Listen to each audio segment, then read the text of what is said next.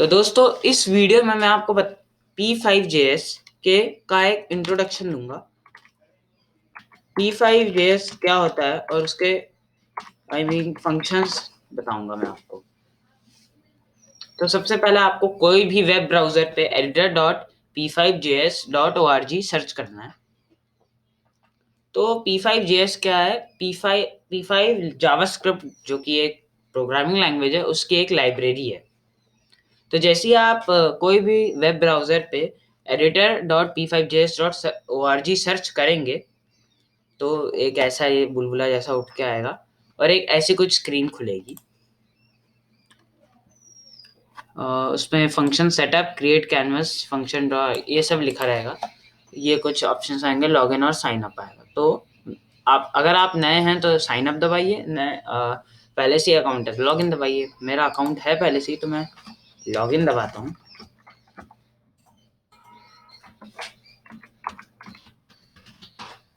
तो मैंने अपना ईमेल और पासवर्ड डाल दिया और फिर ये देखिए ये खुल चुका है। तो हमारा ये जो पूरा है स्क्रीन, जिसके sketch.js के नीचे का ये होता है हमारा कोड लिखने का। इसमें हम अपना कोड लिख सकते हैं। फिर प्रीव्यू के नीचे का जो स्क्रीन है वो होता है कोड का जो रिजल्ट आया है। मतलब अगर हम इसे रन दबाएंगे, देखिए रन का बटन है, प्ले बटन, इसको हम दबाएंगे तो वो कोड इधर रन हो जाएगा, लोडिंग रन हो जाएगा। ठीक है। और ये जो बटन है ये होता है स्टॉप के लिए। और ये एक एरो आपको दिखेगा, इसको जैसे आप दबाएंगे 3 फाइल्स खुलेंगे और यहाँ पे लिखा रहेगा स्केच फाइल्स। एक का नाम होगा index.html, sketch.js, style.css। ये हर एक उसमें सेम रहेगा, नाम बदलेगा नहीं। तो CSS और HTML प्रोग्रामिंग लैंग्वेजेस में बहुत फेमस हैं और JS यानी कि जावास्क्रिप्ट, ये इसके एक्सटेंशन होते हैं। आप अगर इसमें इस ड्रॉप डाउन को दबाएंगे तो अपलोड फाइल आ रहा है, मतलब एक फाइल अपलोड है। जैसे कई बार आपको इमेज ऐड करनी है, वीडियो ऐड करनी है, GIF ऐड करना है, कोई डॉक्यूमेंट या कुछ भी ऐड करना है तो आप यहाँ से अपलोड फाइल दबा सकते हैं। या फिर आप खुद के कोई फाइल बना सकते हैं, जैसे कि कुछ भी नाम लिखिए एंड देन डॉट डॉट, फिर उसका एक्सटेंशन HTML कोड है तो HTML लिखेंगे आप। अगर CSS कोड है तो CSS लिखेंगे। अगर जावास्क्रिप्ट है तो JS लिखेंगे। जेसन फॉर्मेट है तो जेसन लिखेंगे। ऐसे कई सारे एक्सटेंशन होते हैं। या फिर आप फोल्डर भी बना सकते हैं। फोल्डर यानी कि समझ लीजिए अगर आप कोई गेम बना रहे हैं, उसमें आपको दो कोड है, बहुत बड़ा हो जा रहा है, तो आपको उसे सिस्टमैटिक बनाना है। यानी एक कोड आपने लिखा है हीरो के लिए, एक कोड विलन के लिए, तो दो आप फोल्डर बना सकते हैं। हीरो के कोड के अंदर ये सारा, विलन के कोड के अंदर ये सारा। तो आपको यहाँ पे जाके अगर ऐसा करना है तो क्रिएट फोल्डर, कोई भी नेम दे सकते हैं, ऐड फोल्डर। इसमें एक्सटेंशन की जरूरत नहीं होती। तो ये तो हो गया ये वाला पार्ट। अब ये पार्ट जो होता है, यहाँ पे बगल में एक पेंसिल दिखेगा और अजीब सा नाम लिखा है, उसको अगर आप दबाएंगे तो रीनेम का ऑप्शन हो जाएगा। मैं इसको रीनेम जैसे कर दूंगा सैंपल, और मैं कुछ भी नंबर डाल देता हूँ तो ये हो जाएगा, सॉरी, तो फिर हो जाएगा। और फिर आपको एंटर दबाएंगे तो नेम बदल चुका होगा। और यहाँ पे एक ऑप्शन आ रहा होगा ऑटो रिफ्रेश। ऑटो रिफ्रेश यानी अगर आप यहाँ पे कोई भी कोड डालेंगे, अगर आपने ऑटो रिफ्रेश ऑन किया है, जैसे कि यहाँ पे चेकबॉक्स है, तो जैसे जो भी मैं यहाँ पे चेंज करूंगा जैसे, तो वो तुरंत रिजल्ट में बदलेगा। जैसे अगर तुरंत नहीं होगा, एक बार आपको रन करना पड़ेगा, बस फिर हो जाएगा।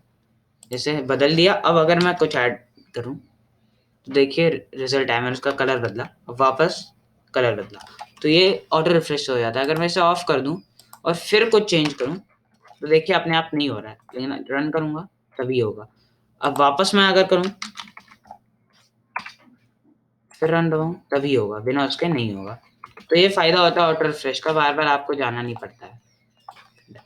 और यहाँ पे एक सेटिंग का आइकन दिख रहा होगा, इसको अगर आप दबाएंगे जनरल सेटिंग यानी थीम यहाँ पे आ जाएगा। आपको जो थीम रखनी है, ये आपको जो अच्छी लगती है आप रख सकते हैं। हाई कॉन्ट्रास्ट पे अभी है, डार्क, देखिए ये भी डार्क पे है, और लाइट, लाइट में ऐसा होगा, ये डिफॉल्ट होता है।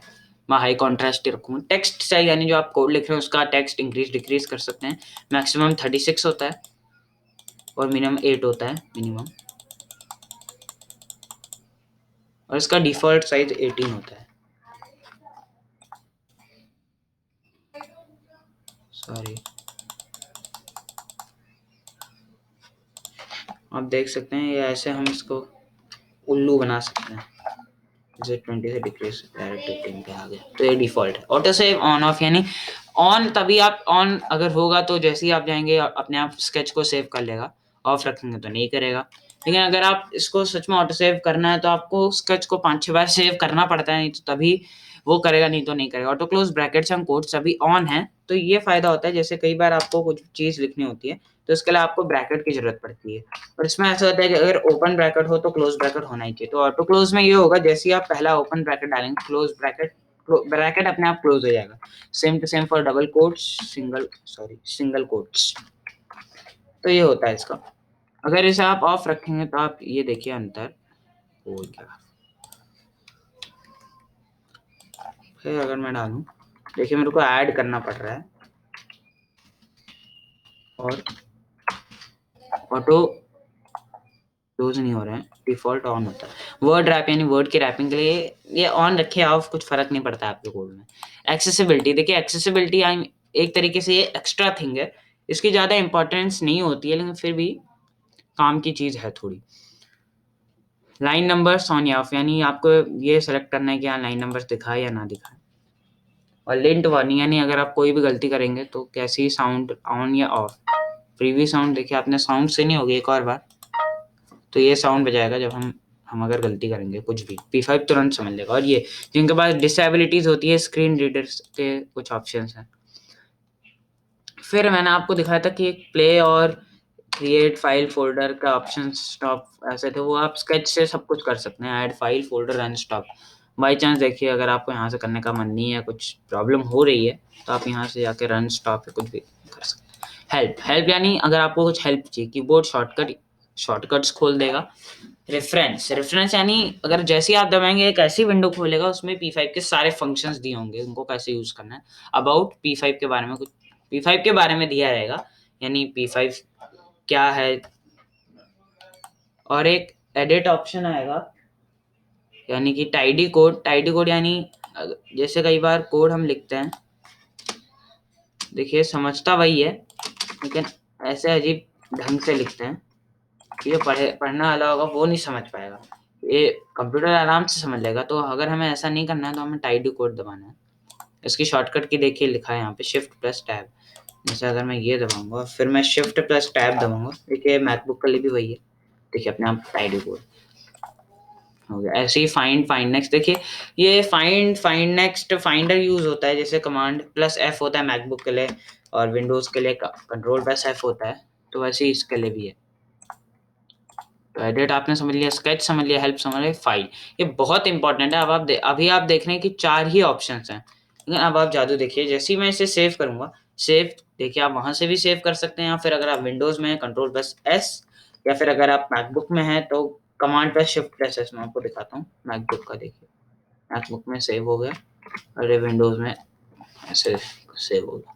जैसे ही आपने सेव देखेंगे, आप देखेंगे यहाँ पे 8 आ गए, पहले 4 ही ऑप्शंस थे। तो वो इसलिए क्योंकि अब P5 को पता चल चुका है ये आपका स्केच है, तो वो हमें ज़्यादा एडिट करने का ऑप्शंस देता है। तो न्यू एक नया स्केच खोल देगा, सेव मैंने बता दिया, डुप्लीकेट यानी इसी के एक कॉपी बना देगा, और डुप्लीकेट जैसे ही आप दबाएंगे सेम टू सेम इसी के जैसा कोड, सेम टू सेम वही फाइल्स अपलोडेड, सब कुछ सेम। और लेकिन नाम के आगे जैसे यहाँ पे नाम है sample9458167834, उसके आगे एक कॉपी लगा देगा कि उसका कॉपी है। शेयर यानी अगर आपको अपने कोड को शेयर करना है, तो देखिए present, full screen, edit, embed, कौन से मोड में शेयर करना है, उसकी लिंक दी रहेगी। डाउनलोड यानी कोड को ये डाउनलोड कर लेगा जिप फाइल में, सारी फाइल्स को भी डाउनलोड करेगा, फिर आपको जहाँ रखना रख सकते हैं। ओपन यानी ये आपका अकाउंट में जितने भी स्केच है उन सबका एक दिखा देगा। जैसे माइक्रोसॉफ्ट वर्ड का एग्जांपल ले लेते हैं, उसमें ओपन एक ऑप्शन होता है, तो उसको जैसे ही हम दबाते हैं हमारे सारे डॉक्यूमेंट्स पे दिखा देता है। पावर पॉइंट में दबाते हैं प्रेजेंटेशंस दिखा देता है, ऐसे ही ये भी ओपन सारे स्केच दिखाते हैं। ऐड टू कलेक्शन अब जैसे कि कई सारी चीज़ों, कई लोग कलेक्शन करना अच्छा लगता है, तो ऐसे ही इसमें भी होता है। जैसे जैसे आपने समझ लीजिए एक वेब पेज बनाया और गेम्स बनाए, तो गेम्स का अलग, वेब पेज का अलग, तो ऐसे 2 कलेक्शन बना सकते हैं। तो इस स्केच को किस कलेक्शन में ऐड करना है वो दिखा देगा। और एग्जांपल जैसे ही आप दबाएंगे बहुत सारे स्केचेस दिखा देगा, उसको आप क्लिक करेंगे तो उसका कोड दिखाएगा, रन कर सकते हैं, सब कर सकते हैं, थोड़ा सीखने के लिए होता है। मैं आपको एक बार ये लास्ट दिखा देता हूँ क्योंकि आखिरी चीज़ है इसके, और कुछ है ही नहीं। देखिए P5 वो यूज़र नेम है, तो ये देखिए आप देख सकते हैं इतने ज़्यादा हैं। और आप एक चीज़ देख रहे होंगे, ये सब एक ही साथ बने, ये देखिए September 3, 2020, 2020, 2020, 2020, 2020, यानी कि ये AI ने बनाया है, क्योंकि इंसान कोई भी ऐसा नहीं कर सकता। एक ही साथ ही अपलोड किए गए हैं। यहाँ कलेक्शन देखते हैं इनकी, नो कलेक्शंस, ओके। तो अब आप कोई भी स्केच को अगर आप दबा सकते हैं, जैसे अगर मैं एनिमेशन ये अगर देखिए दिखा दिया, मैं देखिए एनिमेटेड आ गया, ये सारा आपको कोड दिख गया। रन करूँगा, देखिए ऐसा दिखा रहा है। देखिए ये मैं आपको सिखा दूँगा बनाना, बहुत आसान होता है। और 3 फाइल है, ये सब है इसका। तो अभी हम फटाफट अपने इसमें चलते हैं।